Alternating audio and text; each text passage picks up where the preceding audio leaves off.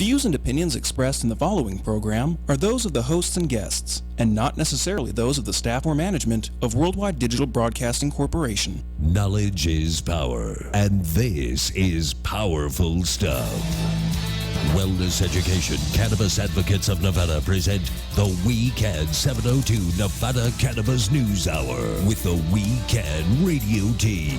For the next 60 minutes, we'll take an in-depth look at the cannabis reform revolution sweeping the nation. Now, let's fire up the news hour. Here is the We Can radio team.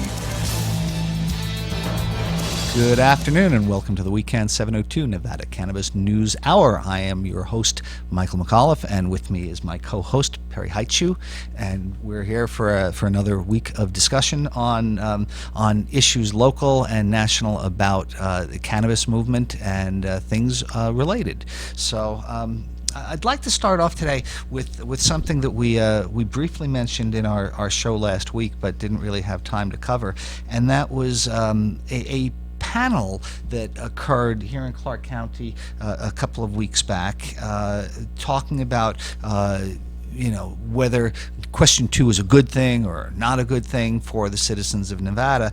And I find it difficult in the state. I don't see any really balanced discussions. Either you've got groups like us or similar who are saying, of course cannabis legalization is a good thing because you're taking away all these harms. It's a really polarizing issue. It's hard to find middle ground on things like this. You're kind of for us or you're against us kind of camp attitude at this point. It's really strange how it's kind of evolved into that. There used to be a lot of flexibility on the issue and a lot of negotiation going on, but now it's crunch time. We're 50 days out to the election or something like that, so I think you're starting to see a little bit more direct pressure being put on by both camps. I think we're going to start to see the advertising really ramp up. I mean, I picked up this issue of Vegas 7 the other day, and there's just advertisements for question 2 pro legalization all over the place in all the local magazines. I see they've got a big pot leaf on the cover of it there. Yeah.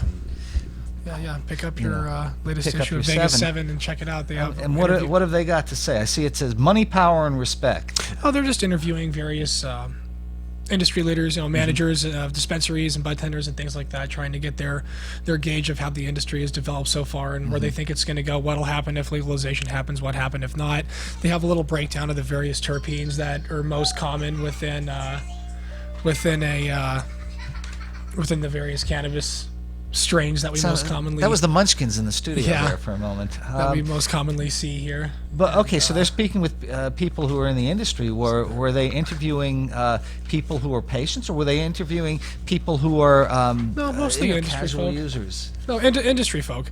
Not necessarily patients or things like that, but like here's a whole breakdown of what they had going on, like the Delta 9, the CBDs, the limonene, the pinenes, things like that for people who aren't really familiar with it. There's an interview with one of the lawyers that do a lot of work in the industry, a manager of a dispensary, a master grower. So trying to get a broad they've got quite a few pages devoted to this. Yeah, well, it's it's half the issue, to tell you the truth, or most of the issue. And it's free, so get up there and pick up Vegas 7 this week, and there's a lot of information that you're going to have, because as we are closing in on the election, and as you say, Perry, the undecided factor is shrinking. You're for or against us. It's important for all of us who know that legalization, regulation is a common sense solution, and taking the control away from the black market. We've got to be educated to get our friends, our neighbors, our family out there on our side of this issue. We don't want those undecideds being swayed in the other direction, because, as somebody said just before we went on, there are billboards going up now, and they're saying, a picture of candy and saying, "Oh, can your kids tell the difference?" Well, it's up to us to let people know that it's about responsible parenting, and it's about responsible use in general, and that's true whether you're talking about pot, whether you're talking about alcohol, whether you're talking about firearms. Responsible use is the key here. Well, of course, there's no personal responsibility or accountability in our society anymore. Everyone's either collectively responsible for everyone's mistakes, or we need to be made that way, or some variant of that, it seems. And besides that whole billboard is complete nonsense, because the laws in Nevada state that all of the edibles have to be clearly labeled, packaged in child-proof packaging, and there's this whole procedure that was negotiated through and in legislature and within the ballot language, or with the ballot initiative language. So I don't really understand, how that really holds any water. It's just blatant fear mongering, the same old tactics that the other side has been utilizing successfully for decades, and they're just hoping that that it'll work just one more time. Fear-mongering does work, as Sure. Lee Atwater proved in the 1970s. Negative campaigning sways a lot more voters than puppies and roses and lollipops, and so the reason that you see so much of that is it is effective. Advertising is all about either sex, you're going to get laid, or scaring people. You got to keep up with the Joneses, or whatever. And, like you were saying, you brought up a couple of pictures of this panel that was discussing the legalization. I've had pros and time cons of it. to count them, and it looks like there are 60 seats that were in this hearing forum, and it looks maybe half of them were occupied, but a big chunk of them are the blue uniforms of Metro recruits. And so it really is a captive audience. And this panel was led by Earl White, who is a former director of Weed and Seed Program, a crime and drug abuse prevention group. And he was one of 5 speakers there. And he's adamantly against legalizing marijuana for recreational use, arguing that pot use lessens someone's motivation to study or find work. I don't know about that, because there are any number of people, from Peter Sperling, founder of University of Phoenix, to Men's Warehouse former sure, we CEO, can, Harrison Ford, Brad Pitt, lots of well-motivated people. Of course.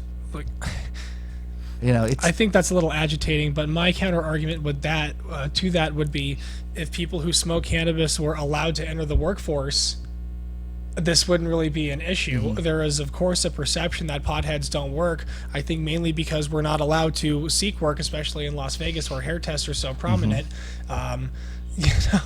You have to clean out for at least 3 or 4 months before you can, find a job. A lot of patients or people who even use recreationally just aren't willing to make that sacrifice. They just see it as an infringement upon their freedom, or just a personal irritation that they don't want to deal with. They'll just seek work elsewhere. And there is work elsewhere for people, and I think what also happens is if they can't get work in a corporate setting, it motivates people to be more entrepreneurial and start their own gig or start their own thing. Of course.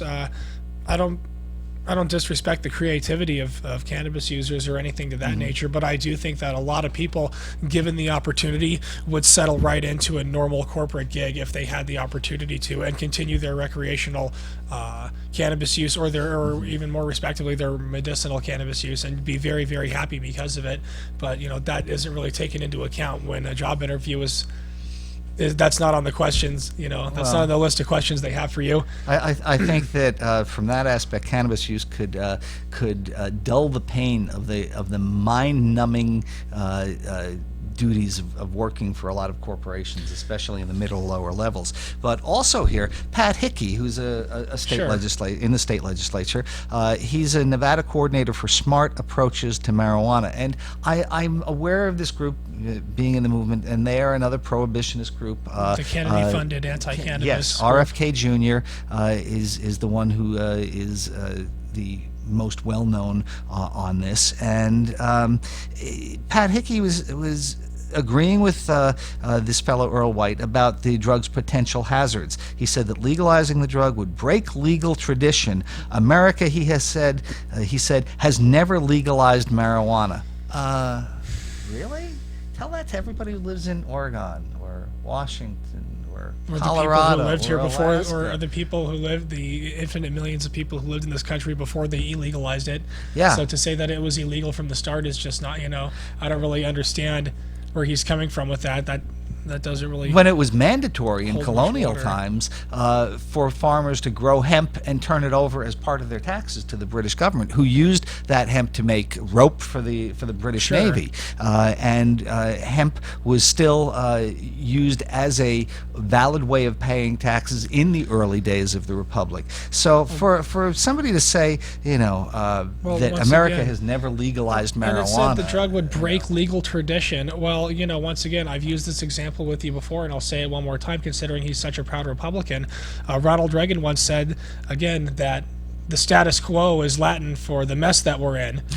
So for people to just so blindly accept what is, rather than work to change these bad laws, really upsets me. I was listening to a radio host on my satellite radio a couple of weeks ago, and I thought of him as a fairly progressive dude until they had someone on and they were talking about this gentleman who was thrown in jail for a disproportionately long time for his first marijuana growing offense, compared to a guy who was recently indicted for molesting children. And they were just kind of having this back and forth, and the guy is facing like a long time, like 20, 30 years in prison, whereas the other guy might plea out, the child abuse case might be 4 or 5 years. Yeah, he very well may plead down to a very reasonable sentence comparatively. And the guy's like, well, how do you feel, asking the host, he's like, well, how do you feel about this guy doing 30 years for cannabis? He's like, well, if it's the law, then off he goes. And I'm just like, dude, like that's not how it works. Like, if you see a bad law, you don't just say, oh, well, I guess we're just going to bend over and take that and accept it. No, you work to change that law as you see fit for yourself and your community. And I don't understand this broad statism that's infected the populace. It just really irks me. And then on the other side, you see a lot of radicals doing it the other way, pushing for these very, very fast changes in our social structure. So, and they seem to be accepted it depends on the very issue. Willingly. Yeah. You know what I mean? Everyone bends over for them. And as far as bad laws and, that's the law. I believe a couple of 100 years ago, people in this country had a revolution over the fact that there were bad laws that were taxing them unfairly and infringing on their liberties.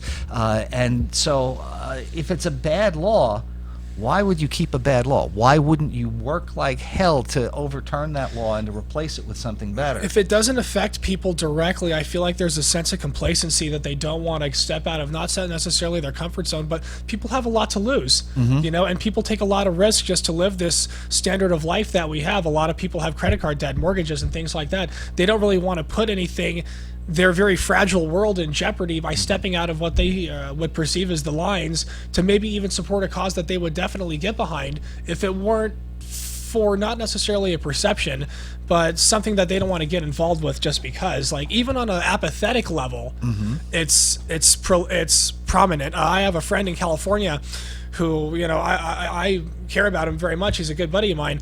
And I asked him, I'm like, man, it's coming up in California. Are you registered to vote? Are you going to go do it? He's like, no. And his answer surprised me. He says, I have a medical card. I have as much access as I need here in California. Else. So he's like, to hell with it. And I'm like, well, I'm just trying to make sure everyone's safe and this and that. And he's like, dude, I didn't even have my card and got pulled over and the cop let me slide and this and that. So he believes that the war is basically won, and he doesn't really care. And he's so apathetic to voting in general. And he believes that the system is so rigged and that even voting on a national or local level is so pointless that he shouldn't even register to vote because the work it's all almost predetermined because of the way the system works out. And I just couldn't believe what I'm hearing. I'm like, dude, you got to register and just vote for that one thing and then go home. Don't vote for the presidential candidates. Don't vote for the senators. Just vote for this and walk away. Refused. Just absolutely refused to. And I consider him a pretty intelligent, reasonable person on most issues.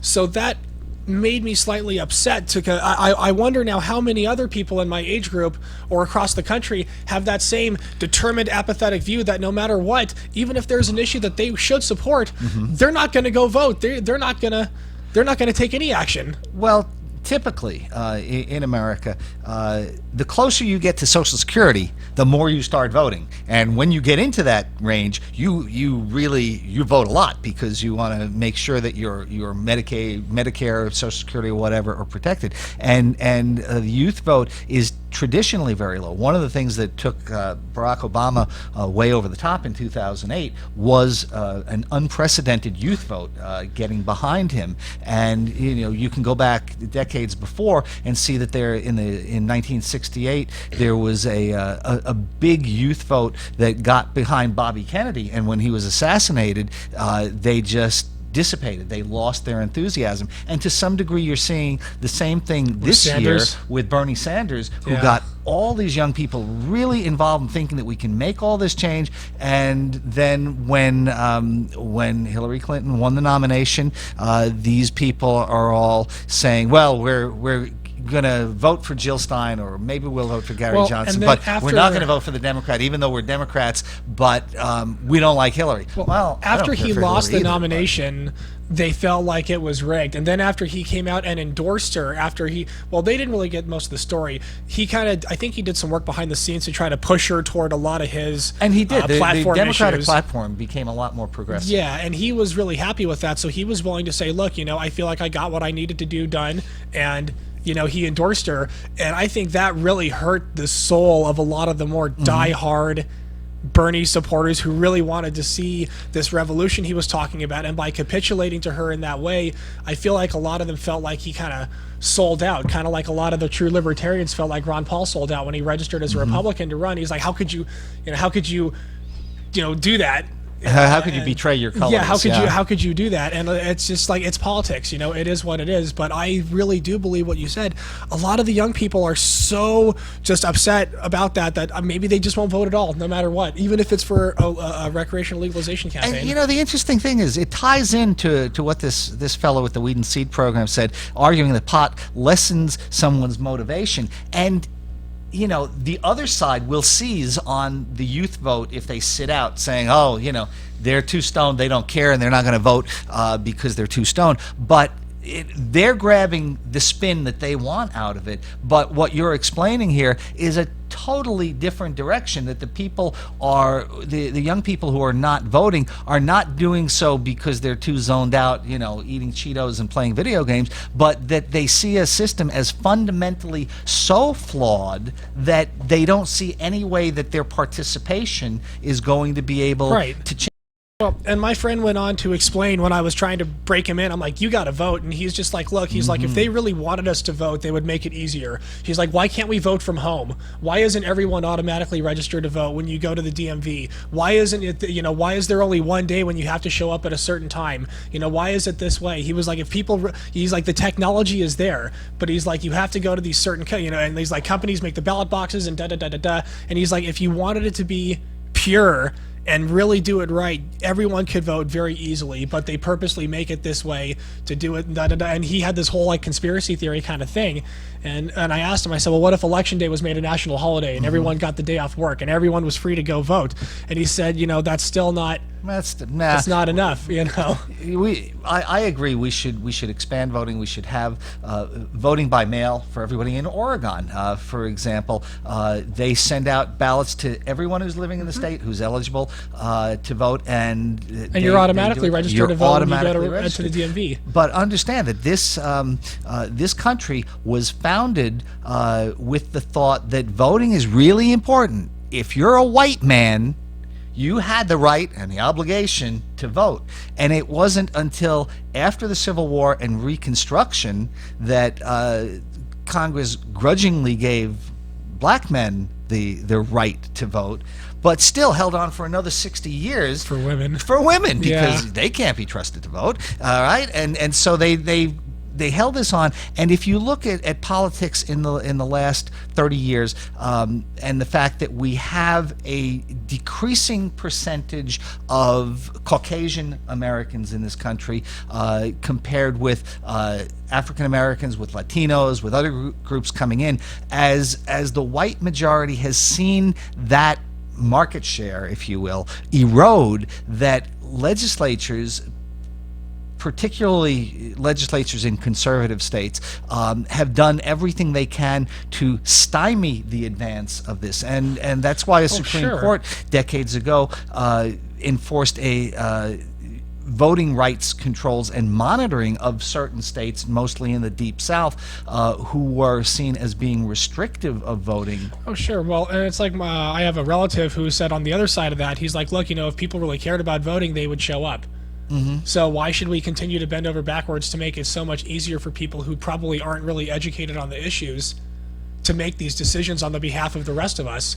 Why should we do this? And if it really is a big deal about having an ID, well, if the government subsidizes people's houses and food and cell phones and all this other crap, why can't we just put someone's picture on their Social Security card? Is that really that hard to do? No, it isn't. The fact is that these common sense measures are not taken for various political reasons instituted by various entities or politicians who have, for whatever reason, choose to do this. In part, though, it's because the law prohibits us from having a national ID. We do not have a national ID card, and we're not allowed to. So, what do you call the real ID?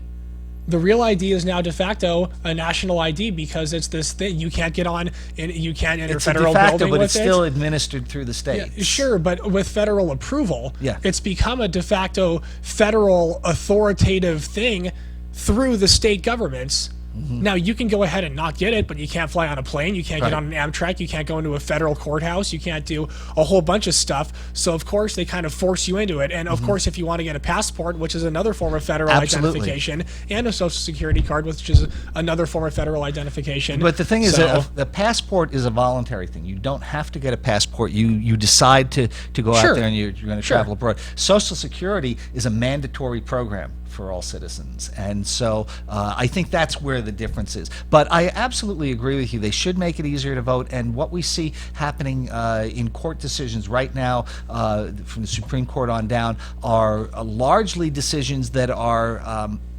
overturning the ability of states to limit and restrict voting. But all those limits are usually surrounding identification, like bringing your ID to make sure that the right people are voting. So that's why I don't understand when these same I don't want to call them liberal, because usually like liberals aren't very liberal anymore. I like to call them radicals a lot of times because that's a lot of the policies they're projecting. But when you refuse to check someone's identification to make sure they vote, but then you will turn around and require that person to have ID to collect welfare or to, apply for a job or even to get a fishing license or, any of these very, very Social Security or any of these very, very simple things, get a library card, all of a sudden, though, it becomes racist when you're asking them to do that. So it sounds like you're arguing for more restrictive because you want to put ID on this. And I want to just make sure that the right people are voting. I think we should, if people can't afford to get an ID, we should subsidize it. And if they're registered to vote, then you should go ahead and vote. We should make it easier to register. But voting, voting illegally, voting multiple times, voting if you're not eligible to vote, voting if you're not registered in a certain state and trying to vote there. Those are all felonies, and I think very few people will do that. And in fact, study after study has shown that the number of actual voter fraud on an individual level cases are a drop in the bucket, less than 0.2% or 0.2%. It is very small percentage, but true. But Florida was won by George Bush in 2000 by 500 and something votes, which would come out to, less than that percentage point, which you're speaking of potentially. Florida was won by George Bush by the Attorney General who was working for his brother. Sure. So that was a little different situation. Still, but given that most of our listeners, he was a good brother, is here in Nevada. I am pleased that in Nevada it is easy to vote. And, not only on election day, but with early voting, and they move these places around the valley. So you have it in different supermarkets. You have it here and there and everything at the malls. So it is easy. And when I went to vote earlier this year, just not thinking of what the status of it was, I said, "Oh, hey, do I need to show you my driver's license?" And she's like, "No, absolutely not. Just come in here and sign in." And then once I did, she said, "Oh yeah, your signature looks like it did." Before. So we know you are who you are. Sure. So you don't necessarily have to present that ID. And I'm not saying it's back in the day where you have buses of people being carted around, you're talking about the Democrats in Illinois being forced to vote time over time. Vote but early, still, vote often. I am aware of, like they do roll buses out to job sites and put people on buses on election day and take them to vote. And it's not exactly optional. They have polling places down along the strip for hotel workers, casino workers to vote there rather than in their home precinct, because it's easier. And I think ultimately you do want to make it easier, as you were saying earlier, because you want a higher level of participation. You want more people having their opinions heard. And I think if we do, we'll have more common sense opinions. But at the same time, I would like to see people common sensely educated on the issues before they go in. I was a voter registrar during the year when the Acorn people got busted for registering the Dallas Cowboys here and all kinds of nonsense. And you wouldn't believe the things that would come out of people's mouths when they're walking up to you trying to register to vote. They were trying to register to vote for Obama in 2008, and they're like, "Oh, like he's the Republican, right?" It's just like, dude, you know what? Yeah, bro, just check the box and sign it. I think what happens is groups like that, whether it's Acorn or whether it's people in the campaigns to register to have any initiative, they're getting paid $1, $1.50, $2 a signature. Oh well, they have that's on for the petitions. So, we were getting paid hourly. They decided a while back that they weren't allowed to we weren't allowed to get individual voter registrations per signature dollar. That was looked upon as for some reason they didn't want us doing that. And then after all that went down, I think it was the Attorney General's office or the Electoral Department came down and they're like, look, you can't have partisan voter reg at all. Right. Like, you weren't supposed to be doing this in the first place, and now we have no choice but to shut this down. And that's really why I don't see as many voter registrators as I used to see. They used to be everywhere, out at the grocery stores, out at the DMVs, and maybe they're still there, but I don't see them in as many force. And I think that's as a result of what went down all those years ago. But still, I want to see people vote, but I just want to make sure, I don't want to say the right people are voting, but damn it, I want to see educated people. The right people, meaning American citizens who should be educated on the issues that they're talking about. We're going to have to take a quick commercial break here, say hi to our sponsors, and we'll be right back. Nevada Pure is a premier, vertically integrated medical marijuana enterprise which offers top quality medical marijuana, great customer service, and a safe, private environment. We carry a wide selection of medical cannabis strains. Our knowledgeable staff will assist you in finding the correct strain for your condition. Our trained professional staff can educate you on various strains for your condition, methods of consumption, responsible cannabis use, and the wellness benefits of cannabis. We aim to help patients achieve a better quality of life. Medical marijuana is a medicine, not an intoxicant. It's about a patient's well-being at Nevada Pure. From the moment you make an appointment with us, your care, health, and well-being is our priority. Nevada Pure is located at 4360 Boulder Highway, Las Vegas, Nevada. Check out their entire menu at WWDBTV.com. Attention medical marijuana patients. Did you know that your medicine could contain pesticides, heavy metals, and even mold? Are you really sure that you're getting the same potency every single time? Well, the answer to that question is simple. DigiPath Labs. DigiPath Labs is a state-approved laboratory run by scientists. So look for the DigiPath Labs quality seal on your next medicine and on the door of your favorite dispensary. To learn more, go to digipathlabs.com. That's DIGIPATH labs.com. Hi, I'm Armin Yamanijan, CEO of Essence Dispensaries, and I'd like to let you know a little bit about our company. As a completely complimentary service, our on-site nurse is here to meet with any patient or non-patient to discuss dosing and best practices. We have 3 convenient locations. We have one location on Tropicana between Decatur and Jones, which is our west side location. Our Henderson location is on the corner of Sunset and Green Valley Parkway, and we're proud to announce that we have the first and only dispensary on the Las Vegas Strip, on the corner of Las Vegas Boulevard and Sahara. Our prices are the lowest prices in town and the highest quality medicine. Please come and see us at one of our 3 convenient locations or visit us at essencevegas.com. You can also call us at 702-978-7575. Once again, the number is 702-978-7575. And welcome back to the Weekend 702 Nevada Cannabis News Hour. We're pleased that you could join us today.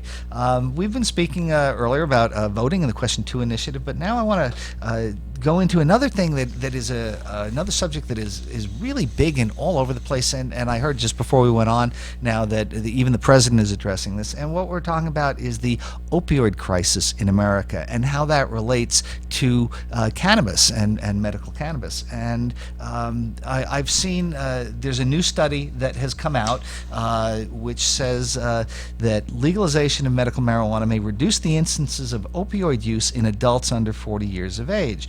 And this study involves analyzing traffic accidents, and it was published in the American Journal of Public Health, and we're getting this article from Newsweek, and it's they studied 69,000 drivers from 18 states, and they're finding that after the implementation of medical marijuana law, there appears to be less opioid use, at least among young and middle-aged adults. And this is from a study at Columbia University Mailman School of Public Health. And so this just is the latest study to come on with many of them, which show that cannabis use can help get people off of opioids faster and more effectively. And throughout the time that I have been involved in this issue, I've had numerous people come up to me and tell me how they have used medical cannabis as the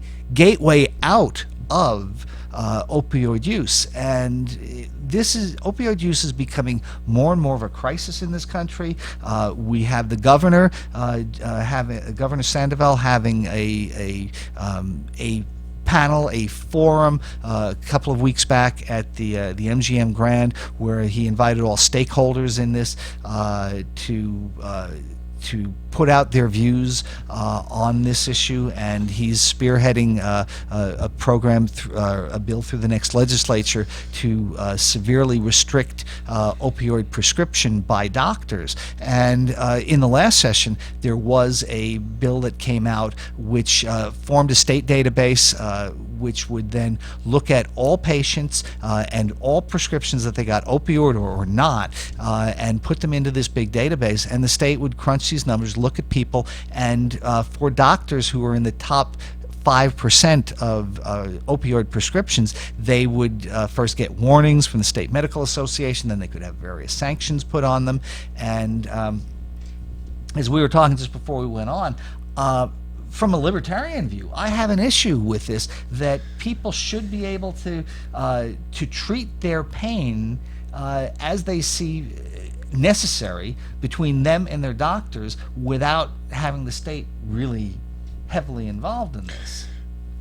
Well, the other side would be, we have to do something, and the source is the people prescribing the drug. Supposedly they kind of see that as the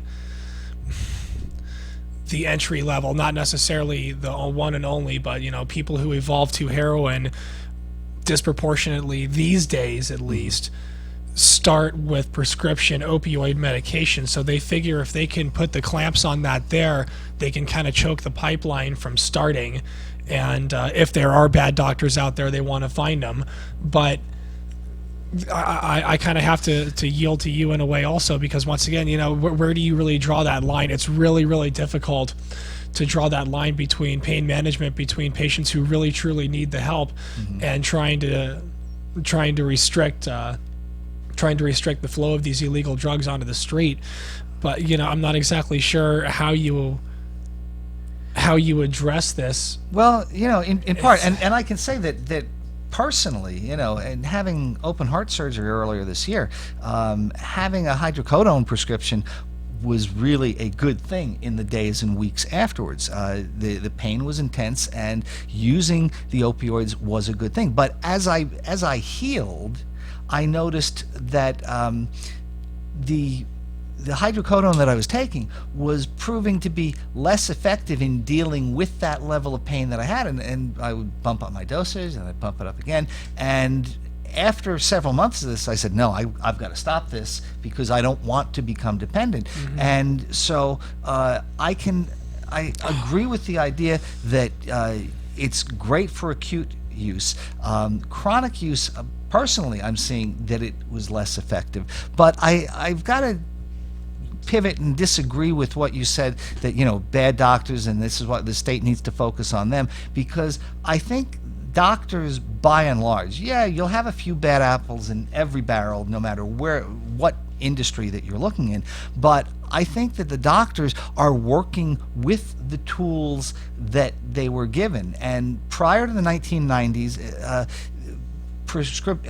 opioid use, prescription opioids, were very low. Doctors didn't prescribe them very much. And then there was a swing in the pendulum to say, well, you've look at pain and patients' pain management, and then they began to overprescribe. And now the pendulum is swinging back in the other direction.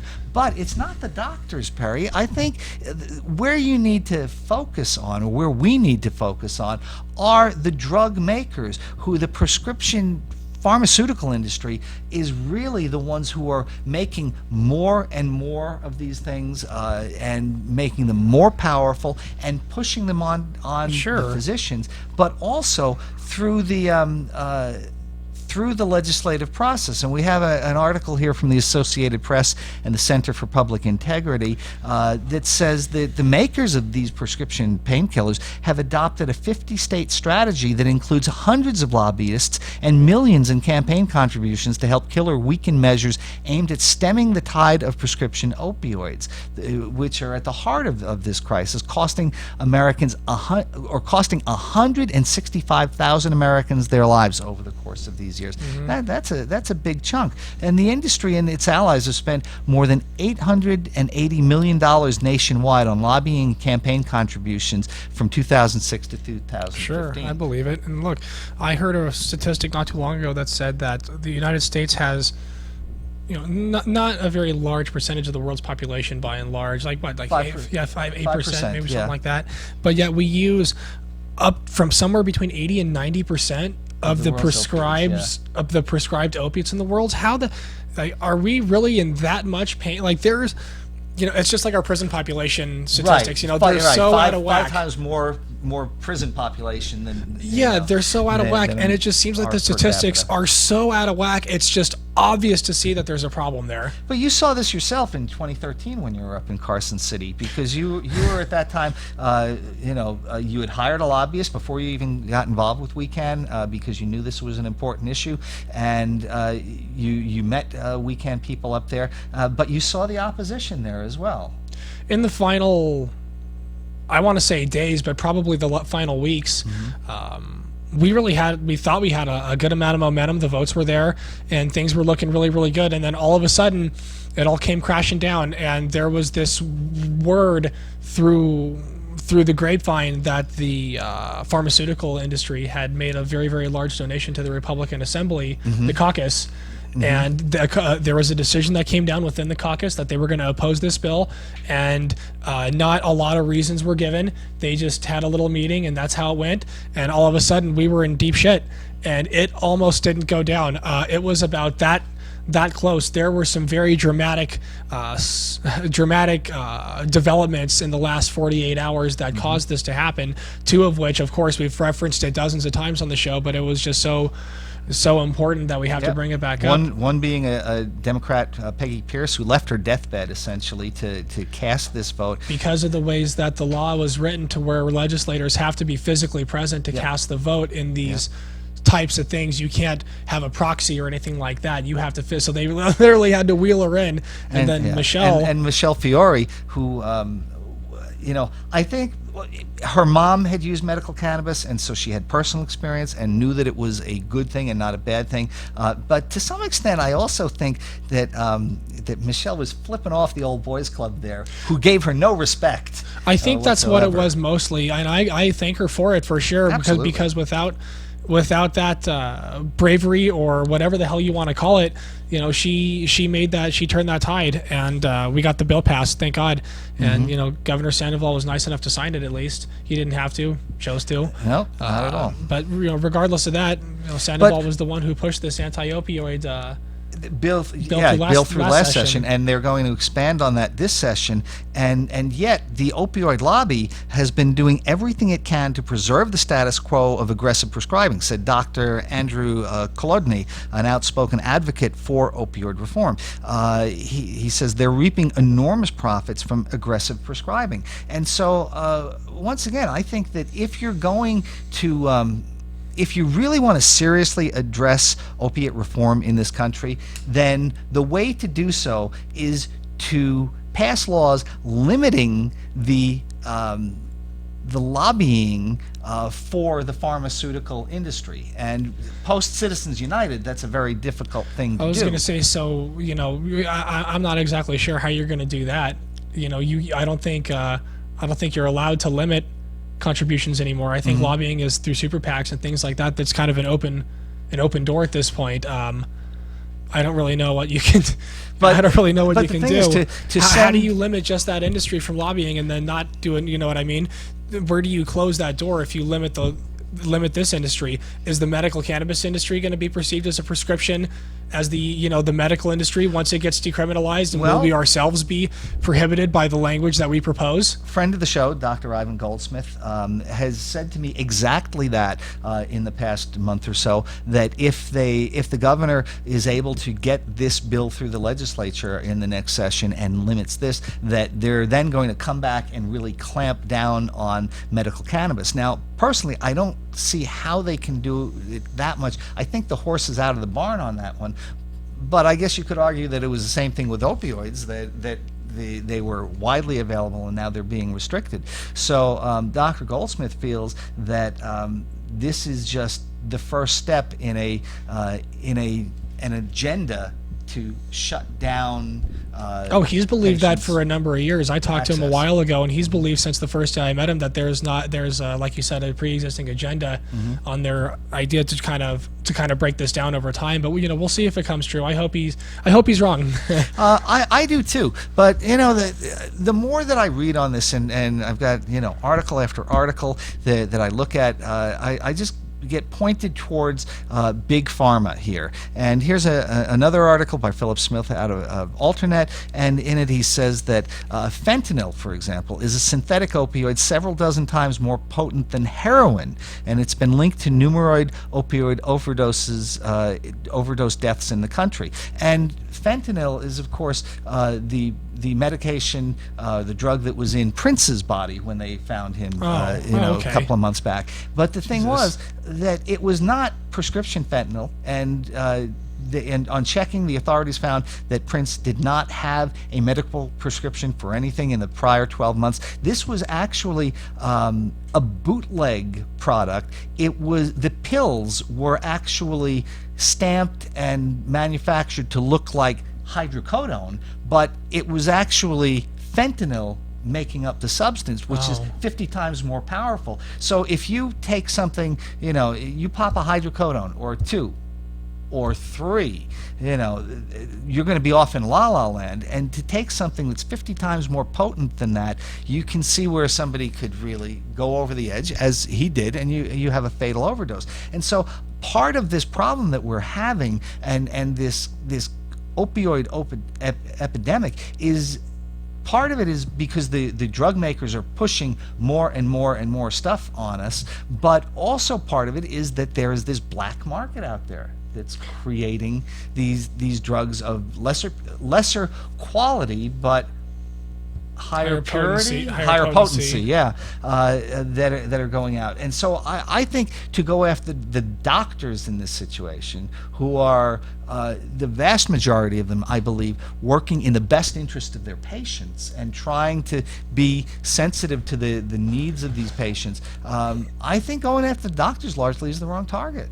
So but Western medicine also works. Big pharma isn't all bad. They make, drugs that do wonderful, wonderful things. So how do we make that balance between pain management and lack of, there's this big balance to do between, the strength of the drugs versus access versus management and things like that. I was watching a television show once, and a police officer was talking about this, and he said, a politician will never stick it, he comes into office and all of a sudden he knows how to do police work. Yes. He's like, they never tell, they'll never walk into a school and tell them how to do their business or this and that. But for some reason, those politicians always feel like they can stick their nose in that. And now we're seeing this also. We have people that get elected who are all of a sudden medical professionals. Also, they have this deep understanding of how drugs are made and the interactions that it has with patients, and they really have no education on the subject. So how are you going to walk into a big pharmaceutical company full of, board of directors full of doctors and things like that and tell them, well, this is how it's going to be? They're going to tell you to kick rocks. Yeah. They're going to, you don't know what the hell you're talking about because you don't have MD on the end of your name. And even if you did, it's just like I said, I don't really know how to make this balance work between all the parties. And your point is valid about people getting, medical degrees bestowed on them by virtue of election or job choice, because in the last session I was testifying against the opiate bill that was before us, and I saw that there were doctors who came up to testify at this hearing, who were trained, who knew what they were doing, had practical experience, and they were all saying, no, this is a bad bill, don't do this, don't do this, don't do this. But then testifying on the other side, there were a couple of judges, there were a couple of law enforcement officers saying, oh no, we can't let that, we have to pass this law because it's so dangerous and this and that. And they are John Hambrick, who was leading the assembly there, was ramrodding Governor Sandoval's bill through, and he was saying, no, we need to listen to these people. The medical professionals, no, not so much. We don't have to worry about them. It's the law enforcement people, the people working in the legal system in general. Those are the ones we have to listen to. And I agree with you that it's a conundrum for us, because you're taking people who are experts and you're just casting their opinions aside. And I don't want to act like, let's just say we introduce marijuana as a legal medical option all of a sudden. I don't think that would solve all the world's problems. I don't think we're going to, magically do this, because you're still going to have addicts, you're still going to have people that are going to get into this, and you're still going to have this problem. But it doesn't mean that we shouldn't try to solve these problems. Oh, absolutely. By doing other things rather than just creating more laws. Well, we're always in quest of a more perfect union. There's no doubt about that. But it's how do we get there? And you're saying, how do we figure this out? And that is indeed these days the $64 billion question, because big pharma, if you have cancer, if you have MS or AIDS or anything like that, and you need these drugs to stay alive, by all means, big pharma is your hero. It angers me that they don't work with the industry more rather than just trying to squash us. I said it a long time ago. If they were so interested, they should buy into the industry and develop these drugs, and rather than just trying to shut us down or just take control of it through legislation. But at the same time, big pharma, is touting the development of pharmaceutical cannabinoids. So what they're doing is they're trying. There's that meme that's been out there for years that smoked medicine is not medicine. You can't possibly do that. And totally ignoring the edibles and the infused products and oils and stuff. So they go ahead and they develop these pharmaceutical cannabinoids, but all of a sudden, the same company, this fentanyl company, donated what, $500,000? I think we covered it last week briefly. They donated $500,000 in cash to the recreational legalization movement in Arizona that's coming up this November. And whispers have it that our friend Adelson has donated some money against the Florida thing again this year. And also, there were rumors flying around that say that he's. I just heard before we went on air that Adelson's people have now filmed and cut the commercials for the No on Question 2, and they're going to start hitting the airwaves. We'll see what happens. We're going to have to take another commercial break before we wrap it up, and we'll be right back. From the soothing sounds of a water wall to the warmth, wood interior, and beautiful artwork, as soon as you enter Sahara Wellness, you are welcomed into a relaxing space where we strive to provide our patients with a healthy balance of mind, body, and spirit. That balance is achieved through a compassionate and knowledgeable staff who possesses both a passion for the medical cannabis industry as well as unrivaled dedication to assisting those in need of a natural method of pain relief. Our bud tenders are available to assist patients in selecting cannabis-based medicine that best suits their needs from our selection of flower, waxes, CBD lotions, and delicious edibles. Sahara Wellness is located at 420 East Sahara Avenue, Las Vegas, Nevada. Check out our entire menu at www.420sahara.com. Attention medical marijuana patients. Do you know what your cannabis actually contains? Are there heavy metals, pesticides, or even mold? And what strength is it really? And is it really what you need? Well, the answers to these questions are simple. DigiPath Labs. DigiPath Labs is a Nevada state-approved medical marijuana testing facility whose scientists carefully test products for safety and potency, all within the state's rigorous mandate. You can buy with confidence and trust knowing DigiPath Labs has tested your medicine. If If you're a licensed grower, dispenser, extractor, or edibles manufacturer in Nevada and want unparalleled customer service and consumer confidence, go to digipathlabs.com and find out what we can do for you. And as a patient, only go to dispensaries that carry the Digipath Labs seal of approval.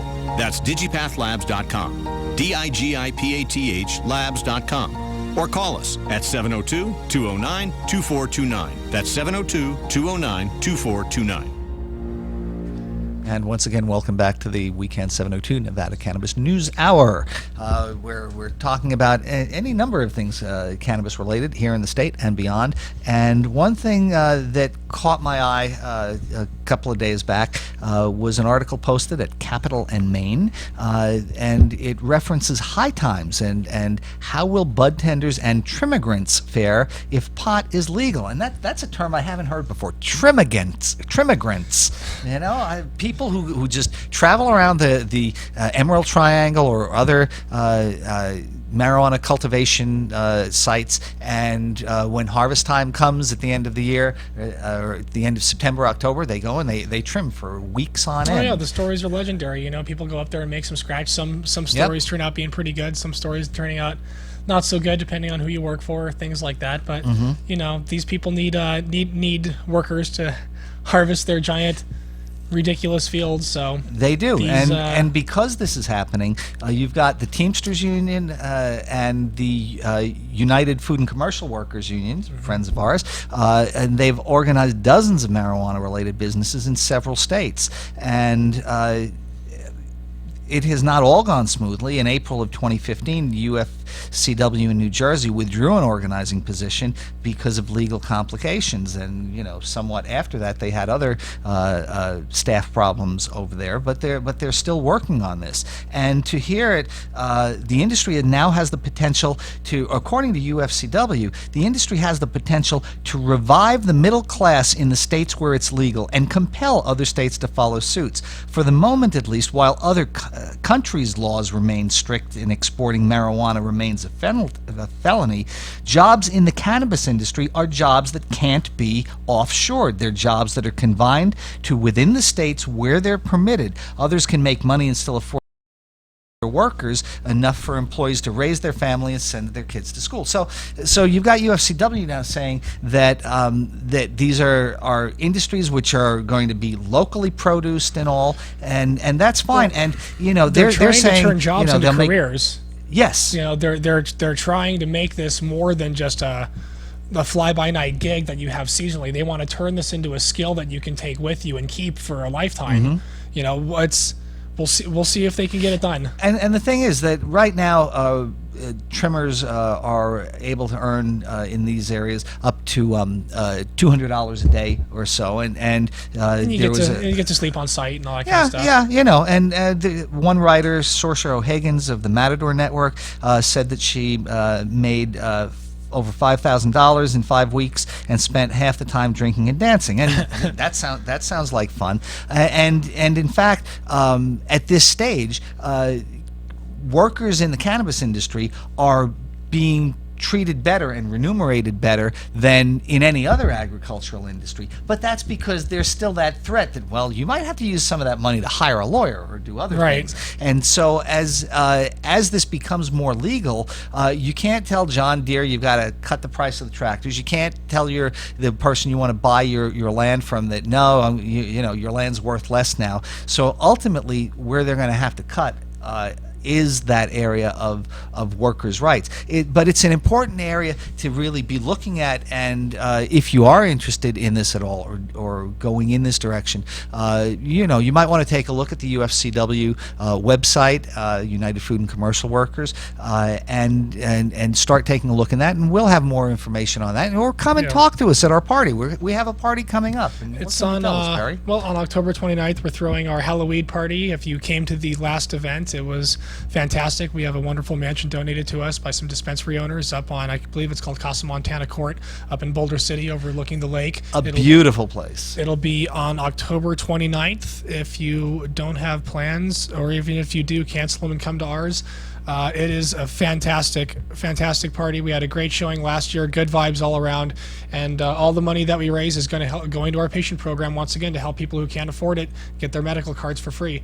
So come support the cause, meet some like-minded people, and it'll be a good time all around. It's a terrific party, no doubt about it. And as Perry said, if you have other plans, it's worth canceling for this. This is one of the mellowest, best parties you're going to. We have a great raffle. We have fantastic prizes. We'll have a costume contest. We'll have a lot of vendors out. A lot of good companies represented. If you have your medical card, you're friendly to consume on site. Yep.